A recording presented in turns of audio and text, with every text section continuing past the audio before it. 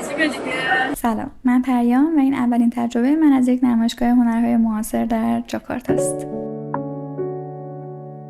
به دعوت یکی از دوستای هنرمندمون اومدیم به این نمایشگاه هنری و من قبلا خیلی زیاد از این نمایشگاه نرفتم، پس میشه گفت یه تجربه کاملا جدیده برام.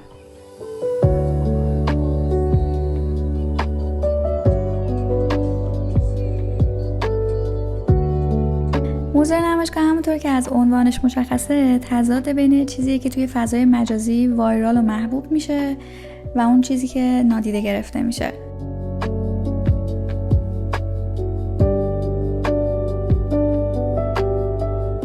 اول رفتیم پیش دوستمون و خب انقدر استایلش خاصه که من که تا حالا از نزدیک ندیده بودمش هم از دور شناختمش.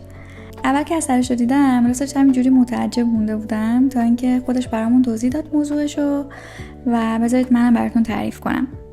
در واقع دوست هنرمندمون هیر استایلیست هم هست و توی این پروژه سراغ قشری از جامعه رفته که خیلی بهشون پرداخته نمیشه.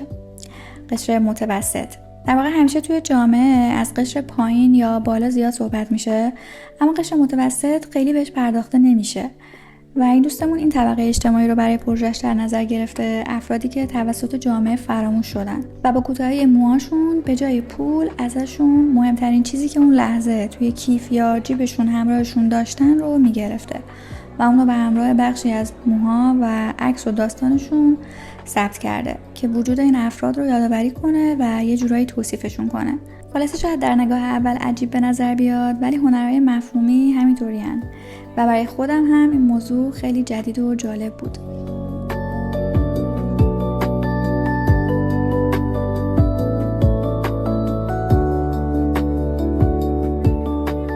خیلی از آثار اینجا مفهومی بودن و برای منی که فکر میکنم همیشه یه دید کلاسیک به هنر داشتم جدید بود. در کل در هنر معاصر و مفهومی ایده و روایت پشت اثر مهمتر از ظاهرشه و تمرکز اثر صرفا روی زیبایی بصری یا مهارت تکنیکی نیست. البته که شاید خیلیاتون آشنا باشید با این موضوع، ولی خب این که توضیح میدم به خاطر اینکه برای خودم تازگی داره. سری آثارم بود که واقعا نمیفهمیدمشون. راستشو بگم بهتون یه حس عقب افتادگی از هنر میگرفتم و احساس میکردم باید برای هر اثری که میبینم الان بتونم یه معنی و مفهومی پیدا کنم و همه آدمایی که اونجا الان چقدر از هنر میفهمن. ولی خب این تفکرم هم فکر میکنم درست نبود. به نظرم یه اثر هنری یا هر چیزی خیلی وقتا فقط باید حس بشه یا یه فکر و ایده‌ای تو سر آدم جرقه بزنه، شاید اصلا در قالب کلمه نگنجه. و بعد از خوندن این جمله روی دیوار و این اثر بیشتر به این موضوع پی بردم و خیلی خیلی راجبش فکر کردم.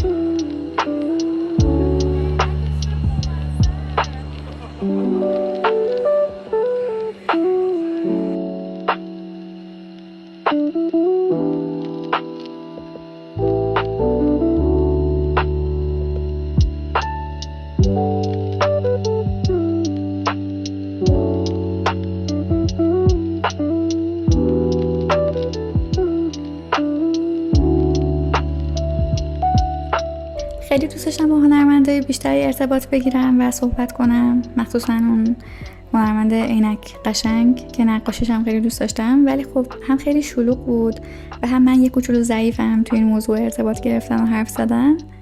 خلاصه تجربه جالبی بود. نظر خاصی نمیتونم بدم درباره آثار، ولی خب این تجربه باعث شد نگاهم نسبت به دنیای هنر بازتر بشه و الان میدونم که دوست دارم بیشتر از این تجربه داشته باشم. شما هم حتما برام نظرتون رو بنویسید چون میدونید که خیلی برام مهمه و مرسی که تو این تجربه همراه من بودین. تا بعد، خداحافظ.